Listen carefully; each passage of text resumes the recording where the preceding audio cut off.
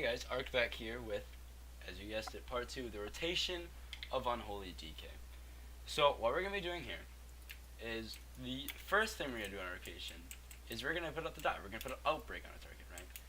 So this is going to give us about 11 runic power, and it's going to put our dot on it, keep us in combat, right? I'm not even, that doesn't matter. So the next thing you do is you send your pets in, right? This guy, you can't really make him listen to you, he's retarded. So you can't really help him. But then what you're going to do is you're going to pop a rune weapon, and you're going to run in Festering Strike him. This will put you at about 5 to 7 wounds. And now you're going to have max wounds. You see you have your strength proc now. You're going to upgrade Gargoyle. It's important that you have your strength proc. Soul Reaper, APOC, giving you 3 stacks of Soul Reaper. Now what you want to do is you want to start spamming Narcotics until he is full. He is out of wounds. Now, normally if I was doing this faster, we'd still have the rune weapon up, and we'd be able to get this stuff out. Just dumped everything, and we didn't get a Scourge of World procs. But if we did, we would start spamming Claw Shadows.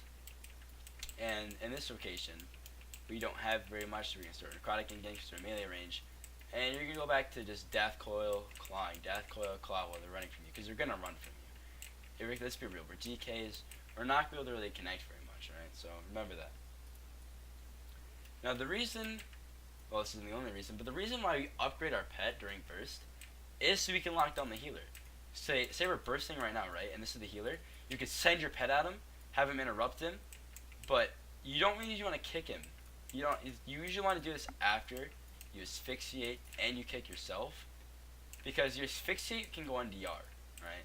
And this kick right here is longer, so you can kick with your pet and then stun after you asphyxiate. Remember, after you asphyxiate, because there is a DR shared there, right? So that's really important. And as a DK, without even being buffed, you have 5 ways to stop a healer. You have interrupt, grip, your pet kick, your stun, your pet stun, and then you have your buff sounds if you're me, because buffs are much better. But you will notice that in between your second apocalypse and your first apocalypse, you can Soul Reaper. And I'm going to show you a Soul Reaper burst here. We're going to start from nothing. See here, we're going to try to go for a Scourge of Worlds. If we can, if we can't. Alright, so now you're going to start popping Soul Reaper. You're going to pop your 3 wounds, throw out your coils, try to hit up a proc. If you don't, start spamming Necrotics. If you were to hit a proc there, you would spam Clawing Shadows for that 6 seconds, then go on to a rotation of Necrotics. Unless the healer is CC'd. If the healer was CC'd during your procs, you would spam Necrotics, because Necrotics deal the most pressure when the healer is CC'd. So if the healer is stunned for 5 seconds or 3 seconds or whatever, and you have Soul Reaper up, that's like 4 Necrotic Globals. That's 800k easy in Healing Absorb. It's really hard to come back from that. And especially if we're kicking him and stunning him off that anyway, and we just keep locking him down for like a solid 20 seconds, you can easily get some of these kills. You can easily milk them out. Now it sounds very fundamentally like, I don't know how to explain this. It sounds too easy, but like, it really comes down to getting used to it and everything. Sorry, friend spamming me is retarded.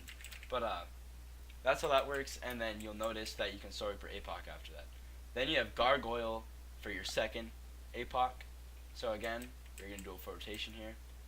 We're going to pop weapon, dot, Gargoyle, upgrade pet.